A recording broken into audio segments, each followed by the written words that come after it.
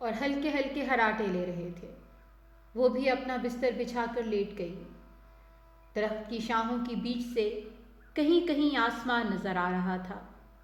کوئی بسیرا لینے والا پرندہ جانے کیوں پھر پھر آیا اور ایک پتا ٹپ سے ساجدہ کے اوپر آ گرا، جسے اٹھا کر وہ آہستہ آہستہ انگلیوں سے مسلنے لگی۔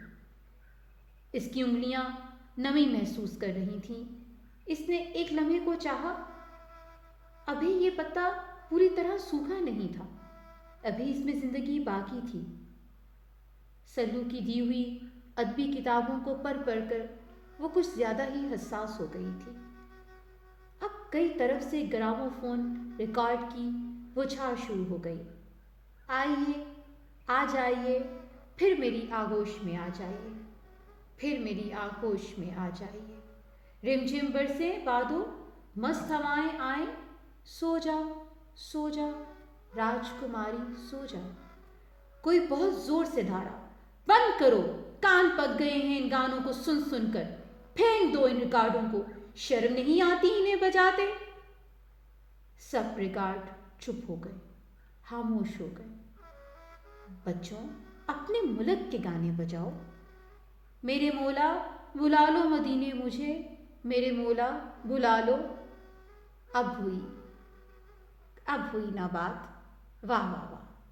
کوئی بہت بے پناہ داد دے رہا تھا۔ ساجدہ نے جھک کر ابا کو دیکھا، کہیں اس داد و بیداد سے وہ جاگ نہ جائیں، مگر ابا ٹھنڈی ہوا میں غفلت کی نیند سو رہے تھے۔ ان کے چہرے پر بہت خوبصورت مسکراہٹ تھی، شاید وہ کوئی بہت ہی اچھا خواب دیکھ رہے تھے۔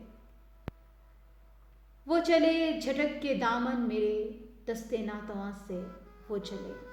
یہ کسی لڑکے کی آواز تھی جو نوٹنکی کی طرز پر گا رہا تھا۔ ساجدہ غور سے سننے لگی۔ بچپن میں سنی ہوئی یہ طرز آج اسے بہت اچھی لگ رہی تھی۔ ابے چپ رہے، پاکستان میں اب یہ بری عادتیں نہ چلیں گی، وہاں نوٹنکی کے پیچھے دیوانہ رہا اور اب یہاں بھی۔ تان لیتی ہوئی آواز تم توڑ گئی۔ اس کے ساتھ سب خاموش ہو گئے، کیونکہ اب بورا چیخ رہا تھا، اس کا دامن میرے ہاتھ میں رہ گیا، میری بیٹی کہاں ہے؟ وہ کہاں ہے؟ ساجدہ نے ایک لمحے کو سوچا، اگر بورے کی بیٹی کی طرح اسے بھی اغوا کر لیا جاتا تو؟ اس پر ایک دم دہشت طاری ہو گئی۔ اس پر تو صرف اس خیال ہی سے دہشت طاری ہو گئی۔ اسے کیا پتا تھا کہ اس جبر کے دانت اتنے زہریلے ہوتے ہیں کہ جن کے توڑ کا آج تک کوئی ٹیکا ایجاد نہیں ہوا۔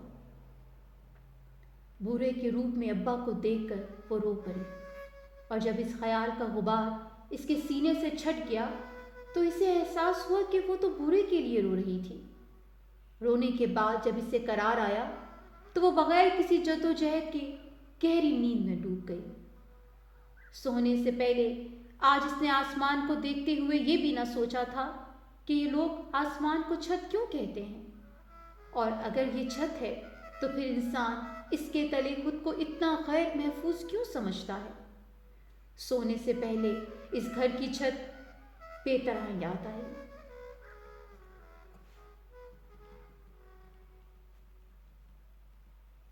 وہ خواب میں صلاح الدین کو دیکھ رہی تھی۔ وہ سامان باندھے لاہور روانہ ہونے کے لیے تیار تھی اور کیمپ میں پھر پھر کر اپنی گلی محلے والوں سے مل رہی تھی۔ ان سے پوچھ رہی تھی کہ کون کہاں جا رہا ہے، اور وہ جو ابھی نہیں جا رہے ان سے ہمدردی کر رہی تھی، انہیں تسلی دے رہی تھی۔ وہیں سے سلو کچھ ڈھونڈتا نظر آیا۔ تم ابھی تک گئے نہیں؟ میں تم سے ملنے آیا ہوں۔ ابا نے فیصلہ کیا ہے کہ ہم سب سرگودا جائیں گے، یہاں آس پاس کے کسی گاؤں میں رہیں گے۔ سرگودا؟ سرگودا کے کس گاؤں میں؟ اس نے اپنے اطمینان کے لیے پھر سے پوچھا۔ ہم لوگ لاہور جا رہے ہیں۔ پرواہ نہ کرو، میں شہر میں کسی کالج میں لیکچرر ہو جاؤں گا۔ مگر مجھے کیسے معلوم ہوگا سلو؟ وہ رو رہی تھی۔ مت رو، تمہیں ڈھونڈ ہی لیں گے کہیں نہ کہیں۔ وہ ہنسا تو اس کے خشک ہونٹوں سے خون کا ایک قطرہ ابل آیا۔